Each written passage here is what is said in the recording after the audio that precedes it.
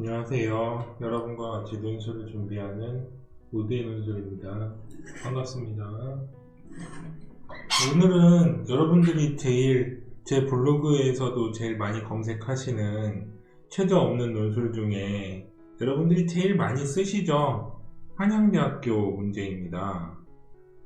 좀 푸는 방식을 좀 나눠서 포스팅을 해야 될 것 같은데, 오늘은 이제 그 한양대학교의 원형 문제라고 할 수 있는 15년 기출문제를 한번 풀어보고, 그리고 한양대학교는 여러분들에게 무엇을 요구하는지를 한번 살펴보는 시간을 가져보겠습니다. 이거는 문제를 한번 읽어보고, 그리고 문제에서 요구하는 사항은 무엇이며, 그리고 답안지를 작성했을 때 실제 여러분들이 이제 그 대상이 되는 예시답안이라든지 이런 걸 한번 비교해 보는 걸로 나눠서 제가 포스팅을 좀 해드릴게요. 한양대학교 인문계열 문제는 보통 어떤 친구들이 지원할까요? 대부분은 성적은 한양대학교에 좀 못 미치지만 좀 논술에 있어서는 내가 좀 열심히 준비했으니까 한번 지원해보고 싶다라는 친구들이 많이 지원합니다.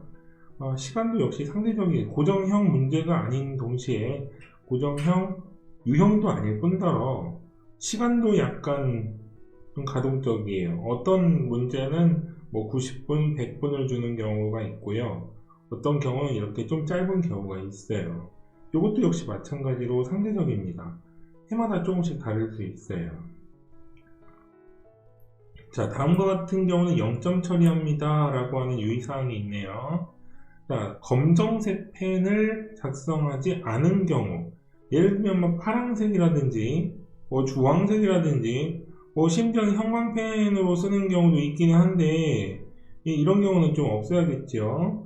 그리고 신원을 드러내는 표기나 표현을 한 경우라고 했을 때 이제 수필형 글쓰기를 주로 하는 경우라든지 아니면은 이제 습관은 무섭다고 해서 개인적인 어떤 뭐 그림이라든지 이런 걸 그리게 되면 이거는 0점 처리한다는 겁니다. 그리고 답안을 해당 답안에 작성하지 않은 경우, 그러니까 이 원고지를 이렇게 배부를 받을 텐데요. 원고지를 사용하지 않고 뭐 이제 다른 데다가 뭐 이런 위에다 혹은 저기 답안지를 벗어난 부분에다가 이렇게 가로쳐 가지고 쓰는 경우도 일단은 0점 처리를 한다고 하니 요거는 좀 유의를 하셔야 될 것 같습니다. 자, 이 문제는 정말 한양대학교가 한양대스럽게 냈던 문제 중에 하나이며, 그리고 여러분들이 이제 그 많이 유명하죠. 김정희의 세안도라고 하는 작품이었는데요. 자, 여기에서는 한양대학교의 원형 문제의 특징, 그러니까 문제가 요구하는 게 무엇이고 우리는 어떻게 이 부분을 따라가야 하는지를 좀 읽을 필요가 있습니다. 자, 추사 김정희 작품 세안도이다. 그러니까 이건 전제지요. 그러니까 다른 얘기는 하는 게 아니라 김정희 작품에 대해서 이번에는 좀 해보겠다. 가를 참고하여서 나에 제시된 방법에 따라 세안도의 의미를 해석한 다음, 자, 해석을 하라고 합니다. 자, 그러면 지금 먼저 시작하는 말은 세안도를 해석하시오 라고 하는 게 첫 내용이 들어오는 게 아니고요. 가를 참고해서, 그러니까 가의 내용을 참고를 했다라는 걸 실제 답안지에서 보여줘야 되고, 그리고 나에선 어떤 방법을 따르고 있는지를 먼저 쓰고 하나, 둘, 이 다음에 해석을 한번 해보랍니다. 자, 이 부분을 따르지 못하는 친구들은 문제를 좀 자세하게 읽는 방법을 좀 연습을 하셔야 될 거예요. 자, 가를 참고를 했을 때 나의 방법은 어떠하니 세안도를 해석하면 이렇게 해석할 수 있다와, 자, 세안도는 이런 그림이 나오는데 이렇게 해석할 수 있다는 좀 다르죠. 그러니까 이 부분은 문제가 요구한 사항이기 때문에 배점은 반드시 있을 겁니다.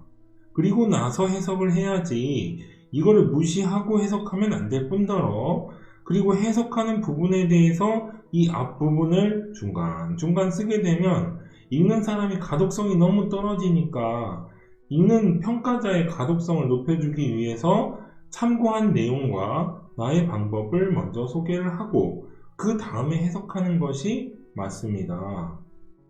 자, 여기까지가 먼저 시킨 겁니다.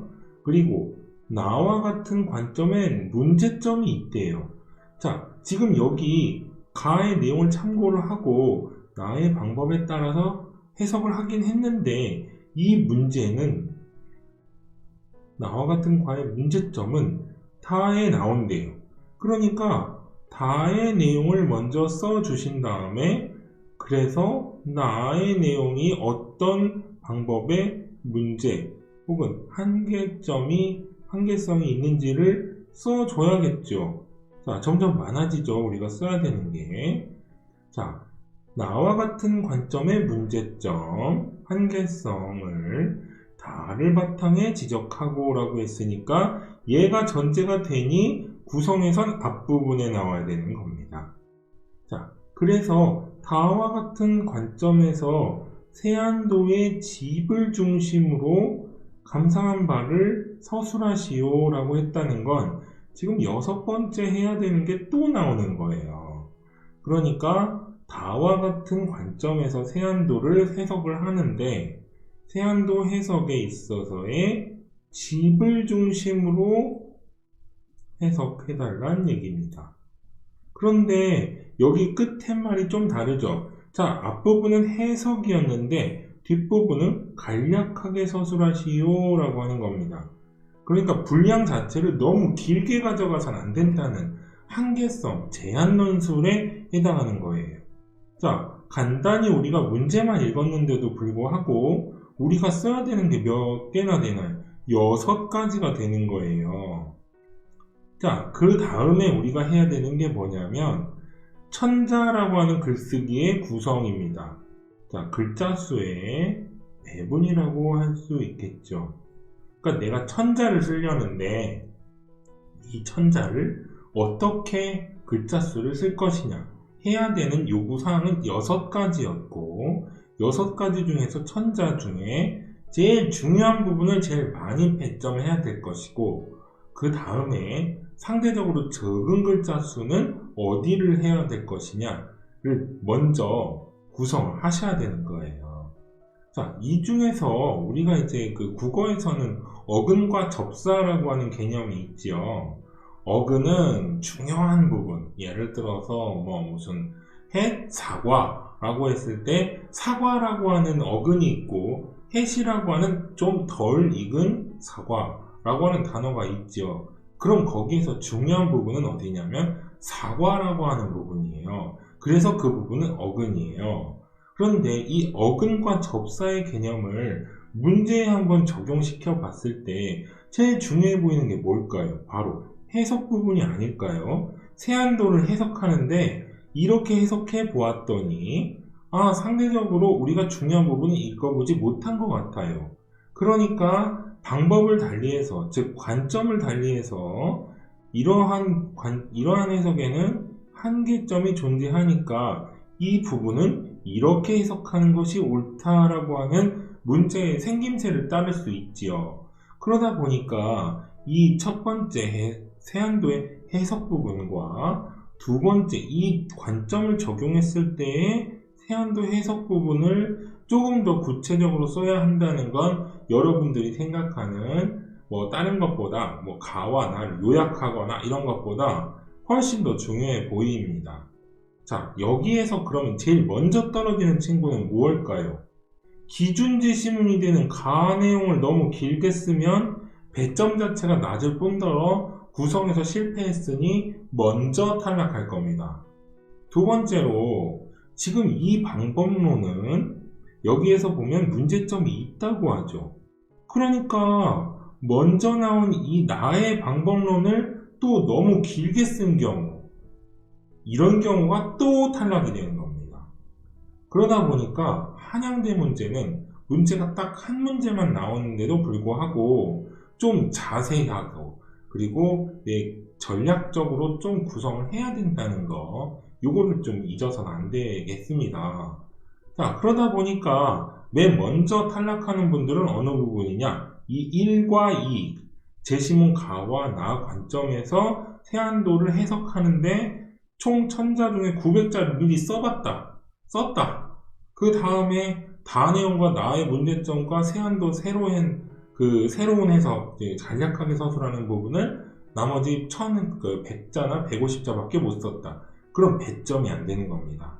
그러니까 글자 수 구성만큼은 여러분들이 만일에 논술을 하신다면 절대 이 부분에 대해서 간과하지 마시고 여기에 대해서 좀 시간을 좀 들이셔서 글자 수의 배분을 하시고, 아, 선생님, 저는 글자 수 배분은 연습이 전혀 안 됐는데요. 그렇다고 한다면 적어도 이 문제가 요구한 사항이 뭐냐면 여기에서 세안도의 해석이 관점에 따라 달라질 수 있는데 관점에 따라서 어떻게 해석이 달라지는지를 물어보는 문제이니 적어도 이 부분에만큼은 여러분들이 작성하실 때 조금 더 글자 수를 중요시하는 그 부분 구성을 했다고 한다면 이 문제의 어근이 어디 있냐 이 부분을 조금 더 간과하지 마시고 여기에 대해서 좀 시간과 글자 수를 투자하셔서 작성을 해야 된다는 것을 잊지 않으셨으면 좋겠습니다.